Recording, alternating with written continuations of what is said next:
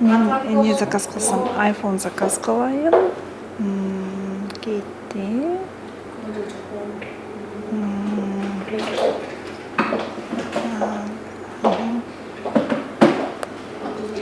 Мына ушинтип буйрутма кылып отур эле кыргызстандыктар бир гана Кытайдын маркетплейсинен бир жылда 8 миллиард сомго товар буйрутма кылышкан экен.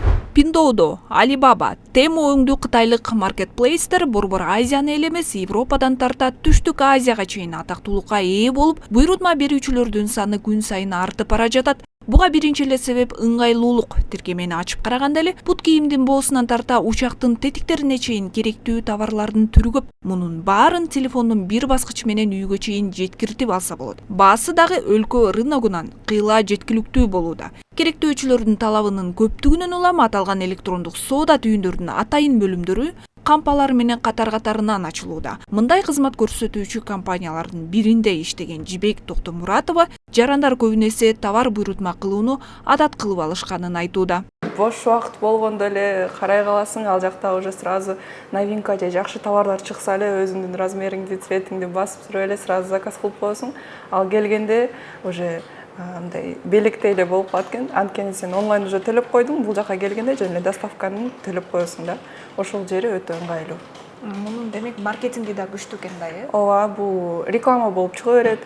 Сен ага кызыктырып сени көрсөтө берет. Анысын көрүп сен аябай кызыктырылсың да. Ошол жагы жакшы да.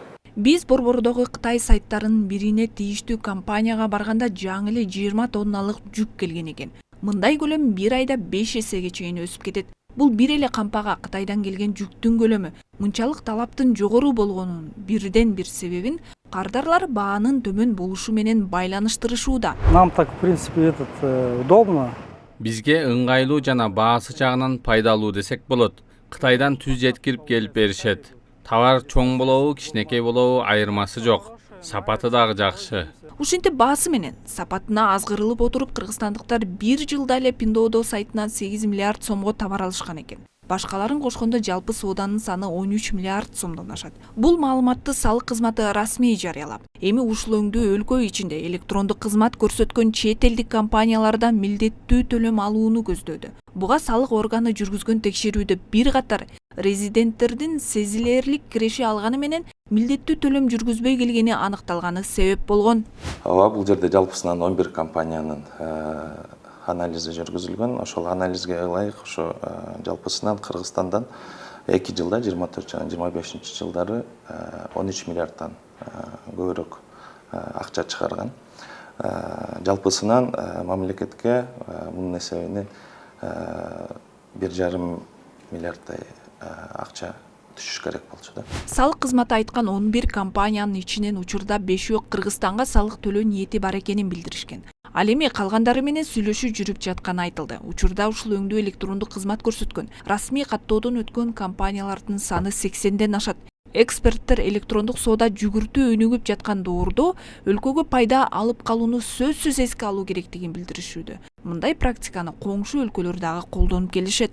Дүйнөлүк практика боюнча бизде деле жакын кошуналарыбыз бар. Өзбекстан, Казакстан жакында ошол маселеден өткөн. Башында ошол темада кирди, салык төлөгөн эмес.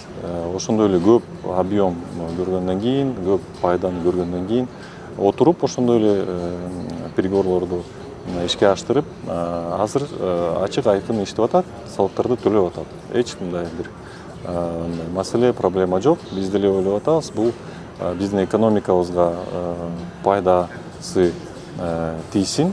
Ошол акчаны ошондой эле кайра инвестициялоо, экономика өнүктүрүүгө, өндүрүшкө эметишибиз керек деп ойлойбуз.